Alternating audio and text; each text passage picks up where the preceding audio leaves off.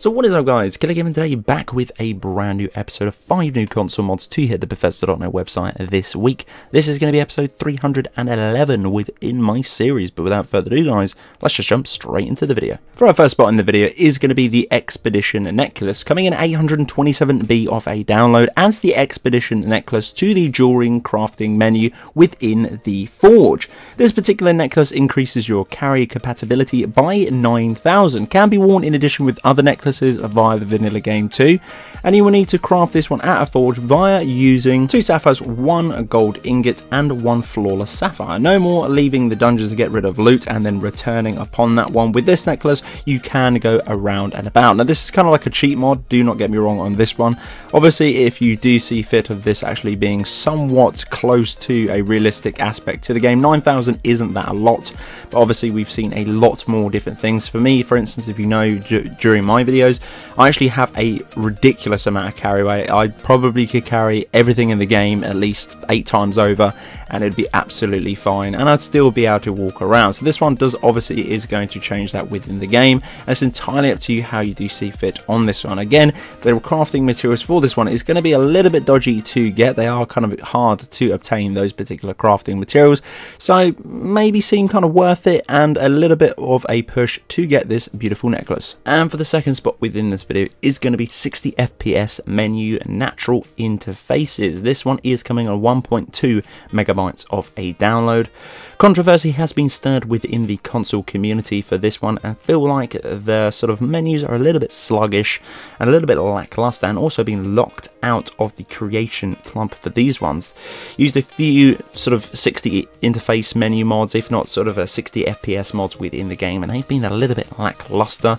Sometimes there's a lot of screen tearing between the two. I'm not too sure about this one though. Let me know what your thoughts are via this one. This one obviously does change the menus, not the in-game sort of actual aspect of the game, so we're never going to obviously see 60 plus FPS within gameplay, but menu wise, sort of going around loading menus, main menu, transitional menus as well, it's a little bit more smoother. I might keep this one and see how it goes, just for the simple fact that this one is going to be incredibly small of a download size, but we can only wait and see. If you've got this one or have any queries, let's have a conversation of it down within the comment section below. For the third spot within this video, and the thumbnail taker for the video too, is going to be the T45 Power Armor New Vegas style, coming in at 4.4 megabytes of a download. This is now a full release. I'm not too sure what that meant or means, but hopefully this is here to say. This is pretty goddamn cool.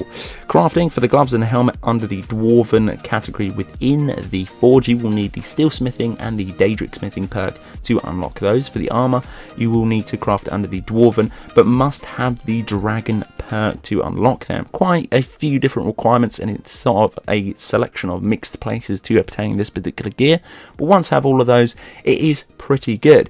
Thanks for downloading as well. The mod author says that this is going to be one of the first mods to hit the Bethesda.net website. As a first mod, I can say it's pretty goddamn cool. Hopefully we can see many more from this author to hit the Bethesda.net website.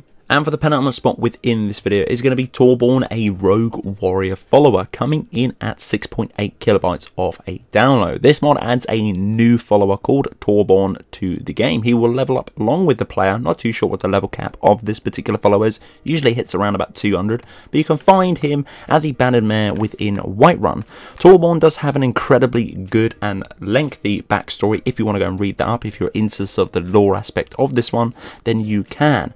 From the mod author as well, PS, I understand there's nothing special about this mod, but I would appreciate if you rated it. Guys, there's obviously always something special about every single mod that we do cover, if not have within the community. That's absolutely awesome, especially as this one, as they only have 5 mods, this particular mod author, on this site. So share some love. Obviously with all of these mods, we got to get some of these sort of lower people sort of up there, pushing them up there. We want some of the smallers to be great, and we want them to keep pushing forward and making some awesome mods.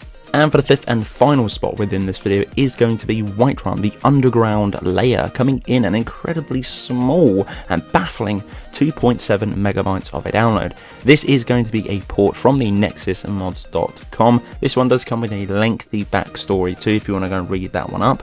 The location is going to be on screen now, and the functionalities of this one is going to be players' personal quarters, 8 bed spaces for followers or any sort of particular desire you do see fit with them, a fully crafting station set up for you to rock and roll, 5 bookshelves to place all of your books, obviously, 20 weapon racks, 2 mannequins to display some of those beautiful weapons and armory, and obviously an expert level trainer, pickpocket sneaking, one-handed weaponry, light armor and speechcraft, all to be hidden within this particular section. There's obviously going to be a small garden for all your crops and herbs, also a few divine shrines to be added within this one.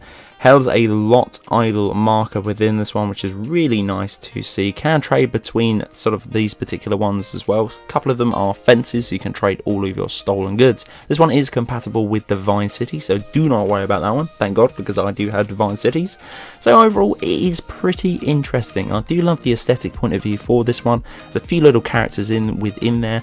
Functionality is absolutely beautiful, and as well, it is underground and hidden. So guys, that's the end of this video. Hopefully you guys did enjoy. This has been episode 311 within my series. Guys, if you did enjoy, I would very much appreciate a like on the video. It does help me out a lot, as always. Let me know in the comment section below if you'll be grabbing any of these. But guys, if you're new around here, click the subscribe button. Right next to it as well, there's going to be a little bell. If you click that, you will get a notification for every single time I put a bit of content onto the channel. But until the next one, guys, Killerkev here, and Killerkev out.